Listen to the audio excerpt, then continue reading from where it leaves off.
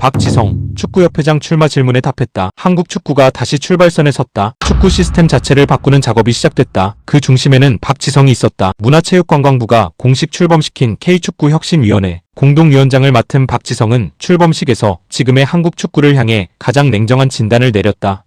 그는 이번 월드컵을 통해 지금까지 해오던 방식으로는 더 이상 안 된다는 한계에 부딪혔다고 말했다. 이어 이제는 부분적인 변화가 아니라 구조 자체를 바꿔야 한다고 강조했다. 박지성은 이번 혁신위원회가 단순한 자문기구가 되어서는 안 된다고 선을 그었다. 혁신위는 선언만 하는 조직이 아니다. 실제로 정책이 바뀌고 현장에서 실행되는 조직이 되어야 한다. 이 한마디는 이번 혁신위원회의 성격을 가장 잘 보여준다. 그동안 한국 축구는 월드컵이 끝날 때마다 비슷한 이야기를 반복했다. 유소년을 바꿔야 한다. 행정을 개혁해야 한다. 대표팀 시스템을 개선해야 한다. 하지만 시간이 지나면 대부분 흐지부지됐고 근본적인 변화는 이루어지지 못했다. 박지성은 바로 이 점을 가장 큰 문제로 봤다. 그는 이제는 말이 아니라 실행이 필요하다고 강조했다. 이번 혁신위원회에는 축구계와 체육계의 다양한 인물들이 참여했다. 유승민 대한체육회장, 이영표, 박주호, 대한축구협회 관계자, 한국프로축구연맹 관계자, 법률 전문가, 행정 전문가, 스포츠 정책 전문가까지 폭넓게 합류했다. 축구만 아는 사람들이 아니라 제도와 행정까지 함께 고민하는 구조를 만들겠다는 의미다. 혁신위원회가 가장 먼저 다룰 과제도 공개됐다. 대한축구협회 거버넌스 개편, 대표팀 운영 방식 개선, 유소년 선수 육성 시스템 혁신, 지도자 교육 강화, AI와 데이터 기반 축구 시스템 구축, 행정 투명성 강화, 그리고 장기적인 국가대표 운영 철학 수립까지 포함됐다. 박지성은 한국 축구는 이제 장기 계획이 필요하다고 말했다. 감독이 바뀔 때마다 전술이 바뀌고 철학이 바뀌고 선수 선발 기준도 달라지는 구조에서는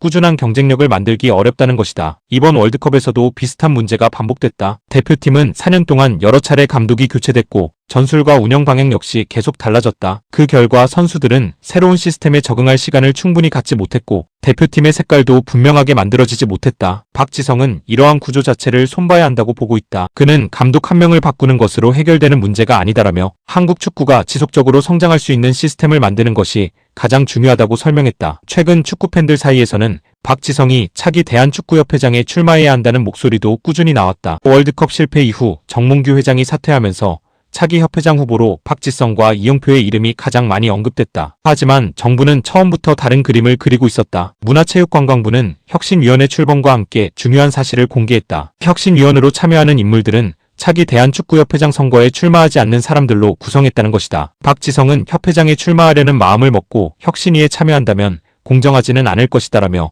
여기에 참여하는 모든 사람들이 그 부분은 확실히 인지하고 들어왔다고 설명했다. 즉 박지성, 이영표 모두 이번에는 출마하지 않는다는 것을 확실히 했다. 즉 박지성은 회장 선거가 아니라 한국 축구 개혁 자체를 선택한 셈이다. 이영표 역시 마찬가지다. 박주호도 마찬가지다. 세 사람 모두 축구협회장을 목표로 하기보다 한국 축구 시스템을 바꾸는 역할에 집중하게 된다. 이 결정에 대해 축구계에서도 긍정적인 평가가 이어지고 있다. 회장 선거와 혁신위원회 활동이 동시에 진행될 경우 이해관계 충돌 논란이 생길 수 있는데 이를 원천적으로 차단했다는 것이다. 박지성 역시 이러한 부분을 의식한 듯 국민들이 지켜보고 있는 만큼 실현 가능한 혁신안을 만들겠다고 말했다. 단순히 좋은 아이디어를 내는데 그치지 않고 실제 현장에서 적용되는 정책까지 이어져야 한다는 점을 여러 차례 강조했다. 박지성은 선수 시절부터 한국 축구의 상징적인 인물이었다. 2002 한일 월드컵 4강 신화, 맨체스터 유나이티드에서의 성공, 유럽 정상급 무대 경험, 그리고 은퇴 이후 피파와 국제축구 행정 경험까지 쌓아왔다.